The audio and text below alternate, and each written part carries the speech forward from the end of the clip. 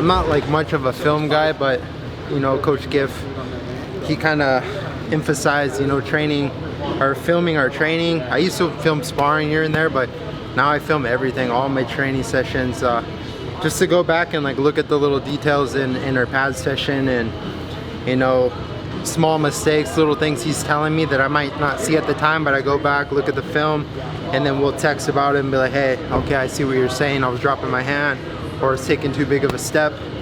But so yeah, I've just recently been filming all my training, filming all my sparring, and I feel like it's helping a bunch. That's all, right? That's all you had to do. You're still on top of me there. That's nice. Yeah. Pretty true.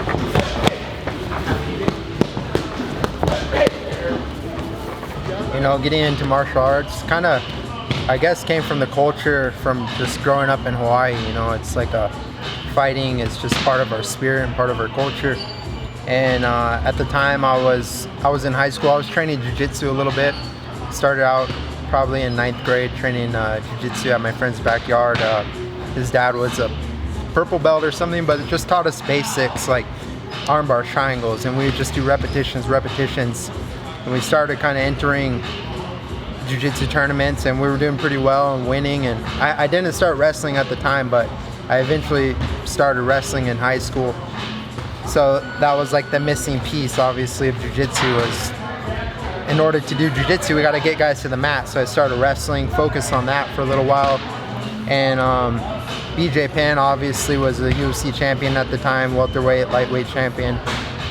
So just watching these guys, you know, the pioneers, BJ, Kendall Grove, Brad Tavares, just watching all the pioneers grow up and do this sport, you know, kind of gave me that inspiration to keep going, keep striving. And then eventually I wrestled 2 more years in college, came home, did an MMA fight, and I realized like that's what I really wanted to do. So I kind of put all my focus into that. After that, had a pretty extensive amateur career in Hawaii. I think I had 11 or 12 amateur fights. And in Hawaii, I mean, you can count those as pro fights because they're not wearing shin guards, headgear, like they're full out banging, and you know, kids know how to fight just off the street, you know how to fight in Hawaii. So that's kind of the culture that got me into MMA and where I am today. I fought for the Contender Series, but before that I actually fought on Dana White's Looking for a Fighter. And I never got showcased like on the show or anything. I just I had an opportunity to fight on a card, and I fought a tough, undefeated kid from Mexico. One of my toughest fights, but I mean, I beat the brakes off him like 30-25 across the board. Didn't get picked up that night for the Looking for a Fighter, didn't get picked up. It was kind of an ugly fight, but that gave me fire to kind of, you know, obviously get back to the drawing board and keep winning. I fought in Titan after that, won there, and then I found out about the Contender Series. It was the first season, and got the opportunity, fought a hell of a fight, fought another undefeated prospect kid from Cuba, like athletic freak. He was like Yoel Romero prodigy. Kid was doing backflips in the cage, and I knew he was going to be tough, but if I hit him first and hit him hard, and I just kind of broke his spirit, and I knew I could endure that toughness, and we got the finish in the 3rd round. And I thought for sure I had gotten a contract because I showed everything you need to show in an MMA fight. I showed grit, toughness, technique, skills, striking, wrestling, jiu-jitsu, stand-up, scrambling. I showed everything. I showed heart, and I was confident I was getting a contract. I was like in the back ready to break down and cry because I knew my dreams had been accomplished, and they didn't call my name. Whatever, cried about it for, you know, 30 minutes, whatever.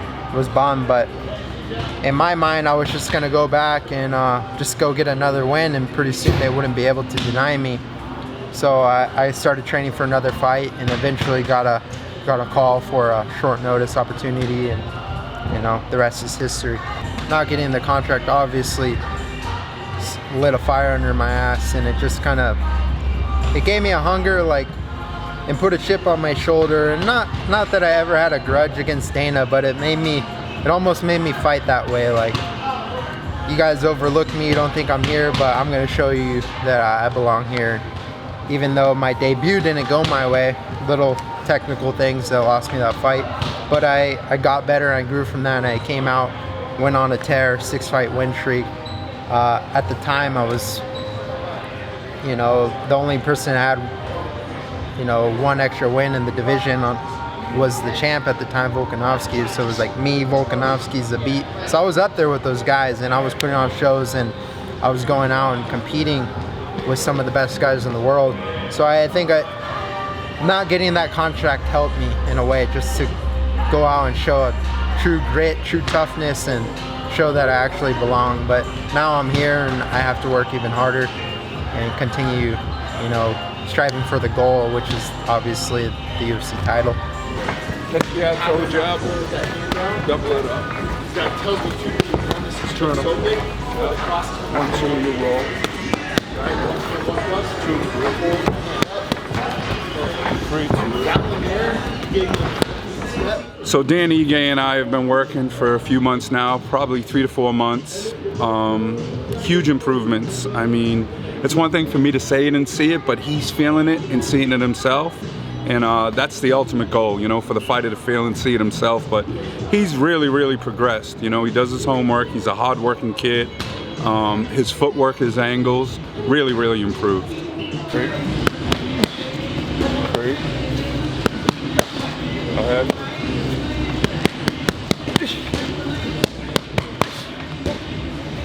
So we went to the right and threw a Tyson on your right side, right? And then we went to your right, but shifted to put our weight over there. So it was the same combination on the same side, but different where we're throwing it from because of where our weight distribution. Right hand roll, Tyson. Right hand roll bump, Tyson. Tyson is just where we put it. Hey, I said a couple of things to you over there that registered right away. Yeah, you're like, I said slip shift, you're like, all right, but oh shit, that's high level. That's like the ultimate, especially softball. Yeah, look at it. One move. I love when I throw that kick up there. You don't expect it. Yeah, see, you just open. As much of a crazy year that it's been one of my best years. And obviously when everything happened, the pandemic and quarantine and this and that, the last thing on my mind was fighting. But then as I'm sitting there in my house for 2 weeks not doing nothing, like, in my mind something was telling me like this is an opportunity to, you know, strike for gold. You know, I strike when the iron's hot, and we got the opportunity to fight Edson on a 2-week notice, and that was crazy because I wasn't obviously training, the gyms weren't open, and I was working out in my garage doing like strength training, so I was strong and in decent shape, but not in fight shape. And but that was just one of those opportunities I couldn't turn down, and we got the fight, got the W. And then shortly after that, they said, hey, do you want a main event, Fight Island against Calvin Kattar? That was a 4-week notice.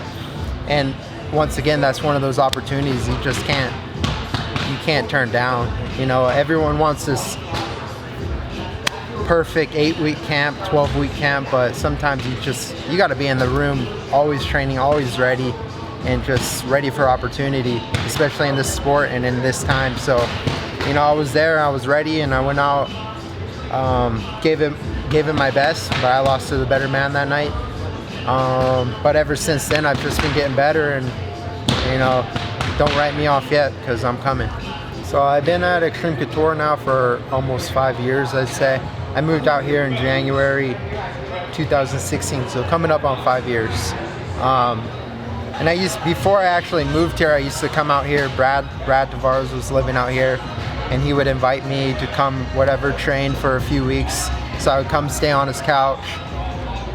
And I always knew it'd be my home and I would move here one day. I just didn't have the courage or commitment to do it. And once I did, everything, literally every single goal and dream that I had began to come true. And We have a great room here, great coach, Eric Nixick, my head coach, has an amazing program here. We got guys like Ray Seffo, obviously Giff. I've been working with Giff a lot lately. Dennis Davis, Eddie Baracco, like Nate Pettit. There's so many good coaches here that just want to help us and see us succeed. And then the room is full of killers.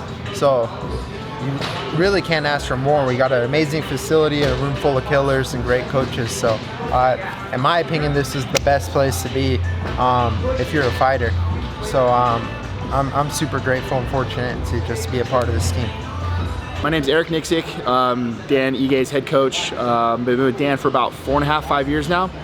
Met Dan through Brad Tavares. Dan used to come in and out of Hawaii, come train with us. Finally was able to convince him to come out and move. He made the big jump. You know, gotta love the kid, man. He came out here with about $20 in his pocket and he just believed in the gym and believed in himself. So just with that mental mindset, I started working with the guy, and I feel like our bond just started to grow over that time. Just anything that you do, that sweat equity, on the mats together, spending time with one another, on the road together.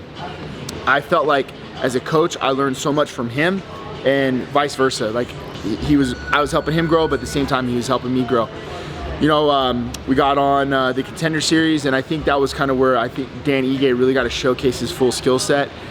The ability to fight, the ability to grind, and the ability to finish. That got him into the UFC. Our first fight didn't go our way. He lost to Julio Arce. But for me, I feel like that fight, that loss is what we needed. That was the kind of the lightning rod to help us spark a new mindset. We wanted to work a lot harder. We knew what we needed to clean up on. And then we reeled off 6 in a row. I think you see Dan's Hawaiian fighting style in his fights. He's in there to finish fights, and his fights are always exciting. He's never in for a boring fight. In the room, he's one of the hardest working guys you're gonna find. He's always on time. He's always dedicated to his teammates. I think you can't ask for much in a guy like Dan Ige. So for me as a coach, he's obviously my A1. He's my guy. There's not too many other people in the world that I think that when we get on the stool going into round 3, that there's a guy that can pull it out just like Dan. He has mental fortitude and capacity that other people don't. And you know, he just makes me a damn good coach, man. He makes me look better, so love having him. Or I can go same side, slip, and I hit the inside. You hit the shoulder first, then the wall. Oh, I see. So the first one you're hitting here. Yeah, so yeah, I can do this. Body, upper. That one I'm stepping out. You got So 6-6. Oh, that's clean. and then this one I can, That inside. Oh, nice to that fit in. whatever. Bro, that's clean, bro. That's so efficient because you get thrown off. So you throw a jab, and then I'll just. So this one you're gonna step to the outside. Okay, I'll be. Boom. Yep. Just step out like with your right foot. Boom. Oh, Yeah, that's the inside. Oh. That's the inside. Okay, the outside will be. So that one, here. just step and rip, boom, Boom, boom, boom. Okay. and then this one, same thing. Body, boom, boom. Yeah, and you can fit in. Okay. Elbow, cause I'm close. Fit in. I swear, bro, that's so sneaky that fit with that strikes. Yeah. 7 points. So 1, 2. Slip. If I want to hit, yeah, sorry. Yes. Slip. Inside, upper. Boom. You could go back to it or just up, over, I'll give you shoulder. That's 9. We'll call it 9. single. Oh, that's nice, bro. Can I try to hit that outfit in? Yeah. Yeah, that's kind of like here. Switch. We'll call it 9. Body. Upper. Boom. Yeah. 9-6. Yeah. Elbow. You can throw it off an elbow or right hand. Okay. So 9-6. just here. If I'm at this angle, I can throw this. You're already Boom. there. I can swim inside. Same thing. Elbow. Throw this to the side. Or just head outside. And outside, bro. I feel like that's the ideal one for me too, having it there. Yeah. So I'm gonna go. Boom. Yeah. Head outside is nice. Boom. Can bounce off. Down. Yeah. Boom. Hit this. Cut the corner. Well, whatever the body part was. Big shot. Bro, that's clean. I thought it was right here, so yeah, we could do that. Yeah. Call it chest. Yeah. The off balance is key. Yes. If I hit any single, here, head on the outside. I like this, a little 10. off balance. Oh, that's nice. Back to the back. Oh, sorry. So you're here, but this one the outside, 9-9. and then you're here. Yep. Now see, He gave me off balance. And then I'll Attack attack the knee or take the back. pull for it. So efficient. So that little. Man, that's deep, bro. Switch sides.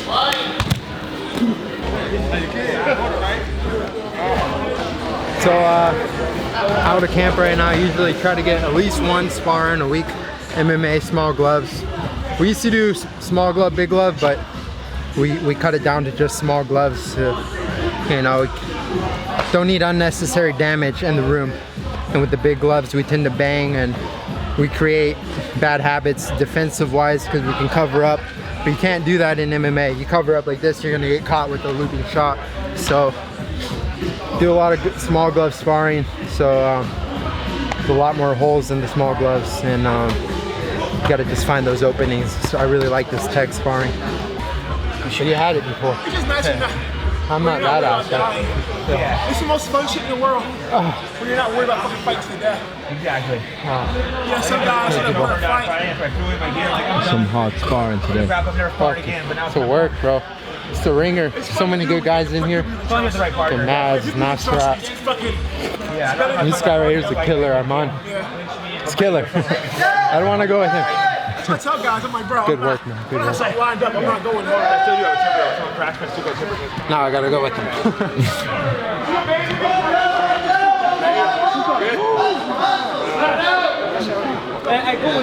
all right. Yeah, training with Khabib has just helped not only helped my overall MMA game, but it's just, he's such a good person. It's helped me be a better person. Just the way, I don't know if you've been around him, but just the way he helps his brothers, you know, he doesn't act like a superstar. You know, he is a superstar, but he doesn't act like a superstar. Super humble, hard worker. Never let money get to him, never let fame get to him. Stay close to his roots, stay loyal to his family and his friends. And that's what it's all about. So he really helped teach me values as a human being, but obviously helped my game tremendously too. I know if I can go 25 minutes grappling with him, I can compete against anyone in the world. So that's given me confidence. And not only Khabib, actually just this last week we had Kamaru Usman in the room, had Justin Gaethje in the room. Henry Cejudo was here teaching us some wrestling. So just, I like to surround myself with success and high level guys, and just kind of helps me out, elevate my game, and makes me a better person, makes me a better fighter.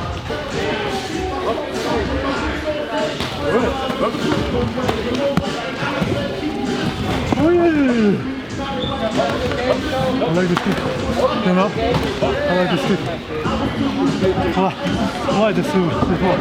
I'm talking, you know? Okay. Okay, I'm sorry. There you go. What did you say? What were you saying? The kick? You like the kick? Yeah. Sometimes pushing this. You go. Me a kick. Slide, yeah. Oh, this? This. Ninja. Yes. It's power. Yeah. Paul Felder was in Vegas when he got the call to fight against RDA in that short notice fight, and because he was supposed to be commentating, and his manager, my manager as well, Brian Butler, hit me up. He's like, "Hey, can you corner this weekend?" And I was like, "For who?" And it's Paul Felder, and right away it was just no question. You know, that guy's a legend. I love Felder. He's, you know, I know that's the guy that would help me any day, and he's just a class act human being. And it didn't go his way, but you know, how can you not be proud of that guy for stepping up, saving the show, and still went out and put on a hell of a fight against a close fight too, against one of the best guys in the world, RDA. But to be there in the corner and witness the weight cut and how much suffering he had to do just to, like, that no one else sees, but to suffer, it's just crazy what some people will go through to, you know, save the show.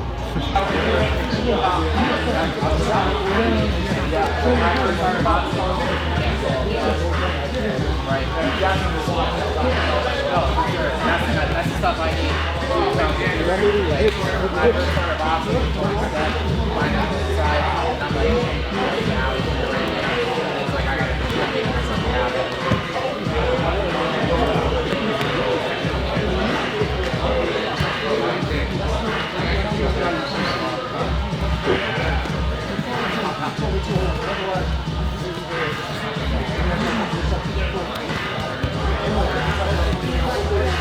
I'm hoping to get a fight here soon, probably in February.